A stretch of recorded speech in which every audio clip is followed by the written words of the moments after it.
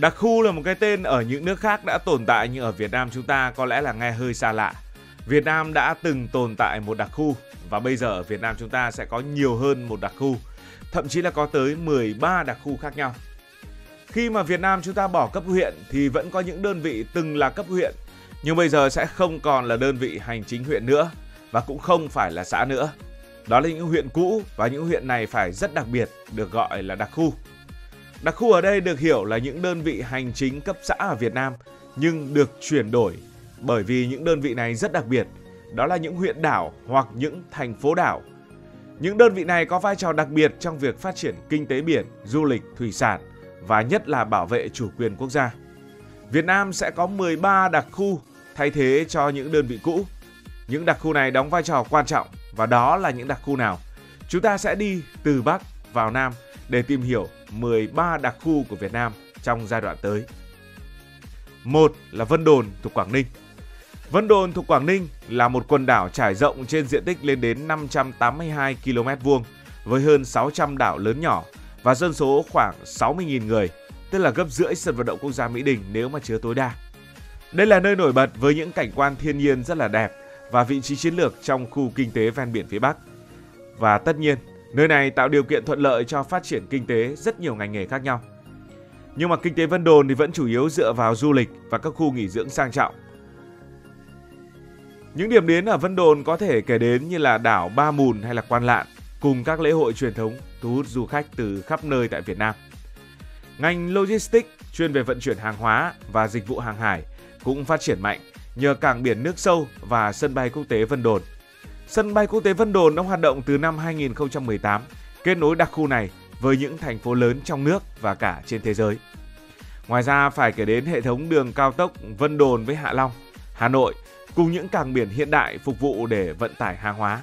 Và Vân Đồn chính là đặc khu đầu tiên từ Bắc vào Nam của Việt Nam chúng ta. Quảng Ninh còn có một đặc khu nữa, đó là đặc khu Cô Tô. Cô Tô rất quen thuộc rồi. Cô Tô là một quần đảo thuộc Quảng Ninh có diện tích là 47 km2 và dân số rất khiêm tốn, 6.700 người. Với hơn 50 đảo, trong đó có đảo Cô Tô lớn và đảo Cô Tô nhỏ là hai đảo chính, có cư dân sinh sống. Đặc khu này là một trong những tiền tiêu quan trọng của quốc gia chúng ta. Nói đến Cô Tô lại nhớ đoạn văn học ngày xưa, không biết bạn có nhớ của tác giả nào không? Biển xanh như gì nhỉ? Xanh như lá chuối non, xanh như lá chuối già, xanh như mùa thu ngả cúm làng vòng. Nước biển Cô Tô đang đổi từ vẻ xanh này sang vẻ xanh khác. Nó xanh như cái màu áo kim trọng trong tiết thanh minh. Cô Tô rất nổi tiếng với du lịch, với những bãi biển của Cô Tô.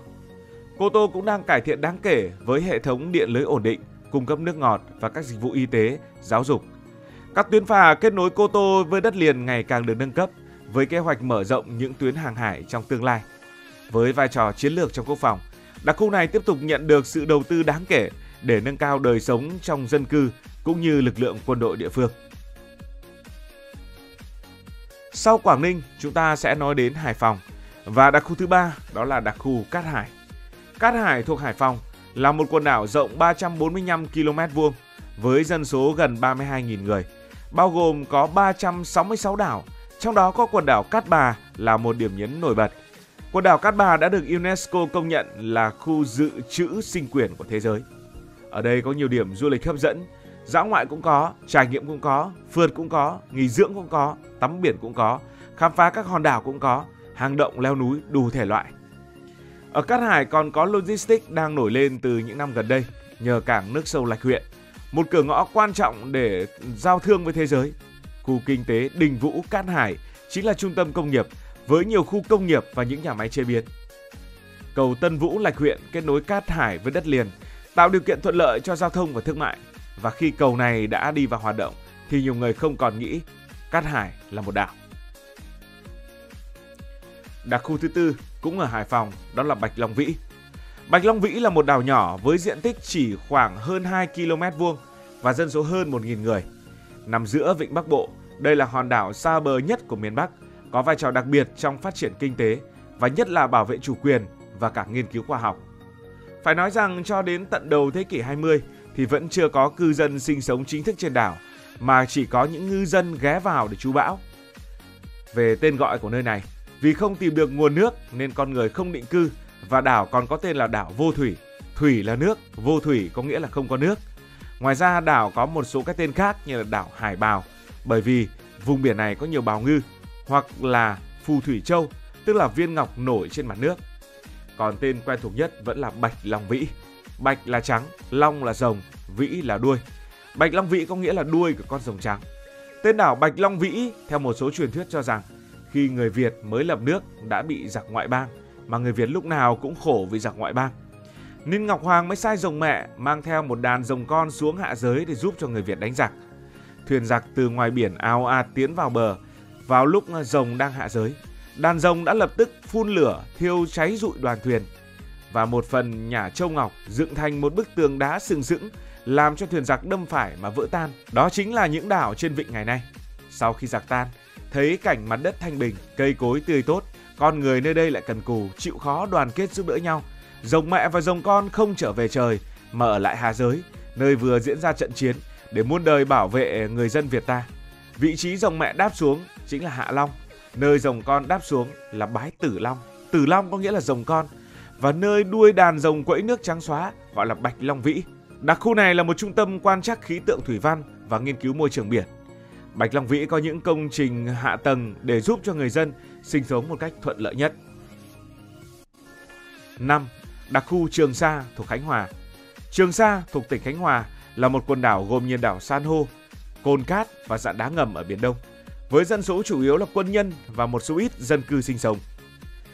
Đây là đặc khu xa nhất của Việt Nam, có vị trí chiến lược về quốc phòng và bảo vệ chủ quyền biển đảo của cả nước. Trường Sa chủ yếu dựa vào khai thác hải sản, phục vụ an ninh lương thực và sinh kế cho cư dân. Ngoài ra, khu vực này được đánh giá có tiềm năng lớn về dầu khí. Việc duy trì sự hiện diện của dân cư và lực lượng quân đội tại đây mang ý nghĩa chính trị và kinh tế rất lớn. Trường Sa là biểu tượng của tinh thần bảo vệ lãnh thổ Việt Nam, với các hoạt động tuyên truyền và giáo dục về chủ quyền biển đảo ngày càng được đẩy mạnh. Gần Trường Sa đó là Hoàng Sa của Đà Nẵng, đặc khu thứ 6. Đây là một quần đảo gồm các đảo san hô và dạn đá ngầm ở Biển Đông. Nơi này thì không có nhiều dân cư thường trú giống như Trường Sa, nhưng Hoàng Sa vẫn đóng vai trò quan trọng trong chiến lược biển và phát triển dài hạn của nước ta. Hoàng Sa là một phần linh thiêng của lãnh thổ Việt Nam, với các hoạt động bảo tồn lịch sử và truyền thống được tổ chức thường xuyên. Đặc khu thứ 7 là Cồn Cỏ thuộc Quảng Trị. Cồn Cỏ là một đảo nhỏ với diện tích chỉ hơn 2 km vuông và dân số chỉ vài trăm người. Nằm gần bờ biển Quảng Trị, Cồn Cỏ có vị trí đặc biệt về quốc phòng và an ninh, được ví như một cột mốc sống ở trên biển. Đảo Cồn Cỏ được coi là dấu mốc để bắt đầu vẽ đường cơ sở của lãnh hải Việt Nam, được đánh dấu là điểm A11. Khoảng thế kỷ 17, thế kỷ 18, trên con đường giao lưu buôn bán, cư dân nước ta đã coi Cồn Cỏ là một điểm dừng. Tương truyền rằng dưới thời nhà Nguyễn, đây là nơi đầy ải của những người có tội. Phải chăng vì những lý do đó mà nơi này được gọi là Cồn Cỏ, là nơi mồ chôn cuối cùng của những người ấy hay chăng? Ở đây, bộ đội đảo khi mà đào một giếng cũ, tình cờ phát hiện một bộ hài cốt cùng với xích cùm bằng sắt. Đặc khu thứ 8 đó là Lý Sơn. Bạn có biết Lý Sơn nổi tiếng với điều gì hay không? Lý Sơn thuộc Quảng Ngãi là một huyện đảo với diện tích hơn 10 km vuông và dân số hơn 22.000 người, gồm có 2 đảo chính. Lý Sơn nổi tiếng với nghề trồng tỏi, hành và cảnh quan thiên nhiên độc đáo. Trước đây, Lý Sơn được gọi là Cù Lao Ré. Theo cách lý giải của dân gian, đó là Cù Lao có nhiều cây ré. Đất nơi này nổi tiếng với trồng tỏi và trồng hành bởi vì hòn đảo là vết tích còn lại của một núi lửa với 5 miệng, được hình thành cách đây khoảng 25 cho đến 30 triệu năm, nghĩa là rất xa rồi. 5 ngọn núi là nguồn giữ những mạch nước ngầm chính cung cấp nguồn nước cho toàn bộ cư dân ở trên đảo. Lý Sơn là địa điểm mà Hải quân Mỹ trước đây từng đặt trạm radar để quan sát hoạt động của tàu thuyền dọc theo bờ biển nước ta. Ngày nay, các trạm radar của Hải quân Nhân dân Việt Nam vẫn hoạt động trên đảo này. Đặc khu thứ 9 đó là đặc khu Phú Quý của Bình Thuận. Phú Quý là một huyện đảo với diện tích khoảng 18 km vuông và dân số khoảng 29.000 người trước khi trở thành đặc khu, gồm 12 đảo lớn nhỏ cách thành phố Phan Thiết hơn 100 km. Phú Quý nổi bật với cảnh quan thiên nhiên hoang sơ và tiềm năng kinh tế biển. Nơi này chủ yếu dựa vào đánh bắt và nuôi trồng thủy sản, với các sản phẩm như là cá, tôm, mực và hải sản khô để xuất khẩu. Đặc khu thứ 10 rất nổi tiếng, Côn Đảo thuộc Bà Rịa Vũng Tàu.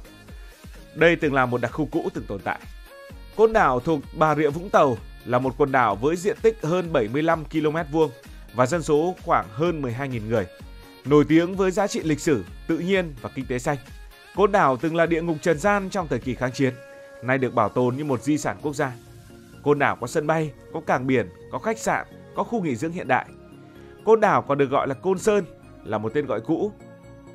Sử sách Việt Nam trước thế kỷ 20 còn gọi một tên gọi khác ngoài Côn Sơn, đó là đảo Côn Lôn. Đập đá ở Côn Lôn chính là đập đá ở Côn Đảo.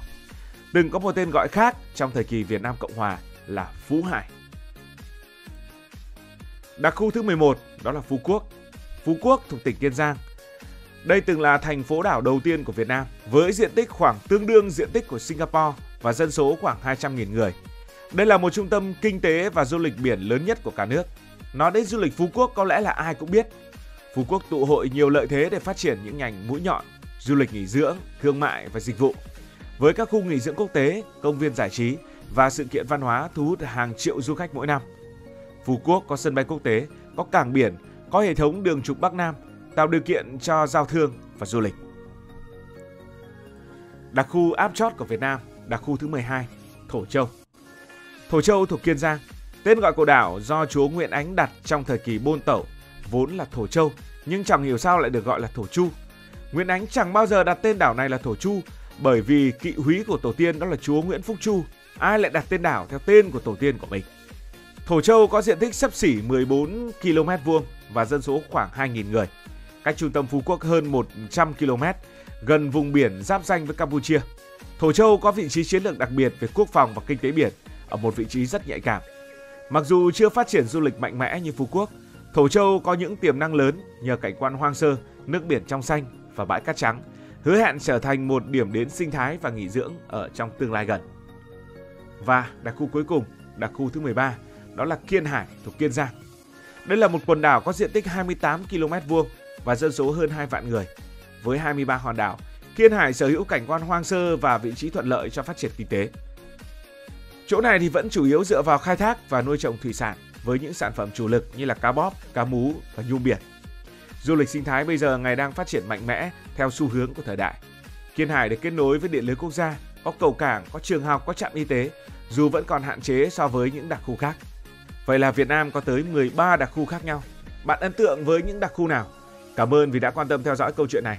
Nếu cảm thấy thú vị, bạn có thể nhấn nút đăng ký kênh, bật chuông thông báo và chia sẻ. Còn bây giờ thì xin được nói lời chào tạm biệt. Cảm ơn các bạn đã dành sự đồng hành cùng Hải Thanh Story. Đi qua những vùng đất, khám phá những điều mới.